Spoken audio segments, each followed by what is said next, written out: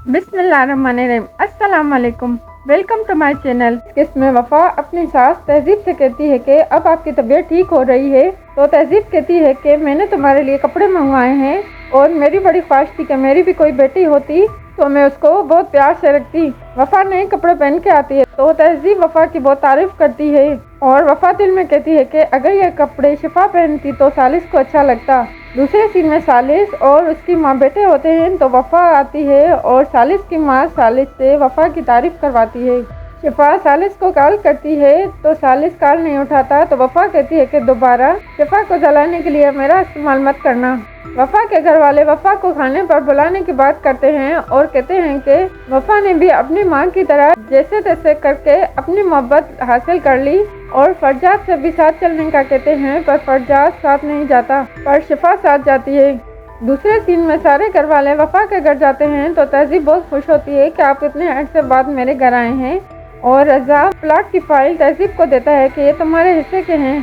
सारे घर वाले सालिस से मिलते हैं पर वफ़ा से नहीं मिलते और वफ़ा बाहर चली जाती है तो तहजीब कहती है कि सब कुछ जब ठीक हो गया है तो वफ़ा के साथ ऐसा सलूक मत करें। तो तहजीब का बाबा कहता है कि हमने अपनी बहू की नाफरमानी कबूल नहीं की तो अपनी बेटी की कैसे भूल जाएं।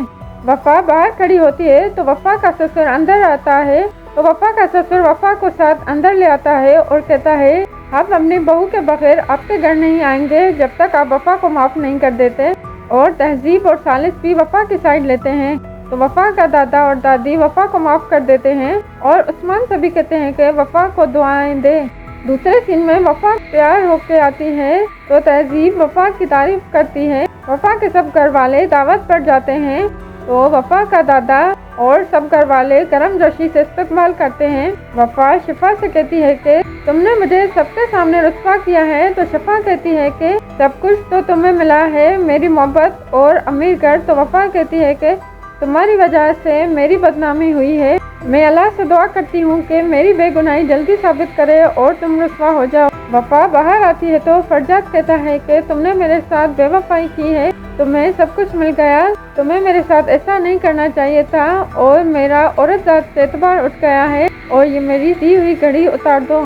तो वफ़ा कहती है कि मेरी बात पर कोई भी एतबार नहीं करता और सब आपकी वजह से हुआ है। जब सच सबके सामने आएगा तो आप मुझसे कैसे नजर मिलाएंगे, और घड़ी उतार के रख देती है। सब खाने की मेज पर बैठे होते हैं तो शिफा आती है और शिफा की माँ कहती है कि आजकल शिफा को बुखार रहने लगा है। तो तहजीब कहती है कि वफ़ा को किसी अच्छे डॉक्टर को दिखाएं और वफ़ा सालिस की तरफ देखती है।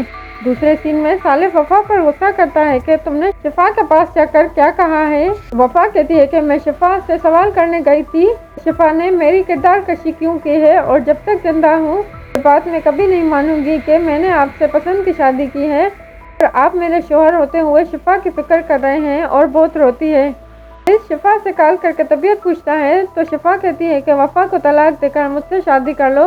इस कहता है कि अम्मी नहीं मानेंगी और वफ़ा ये बात सुन लेती है।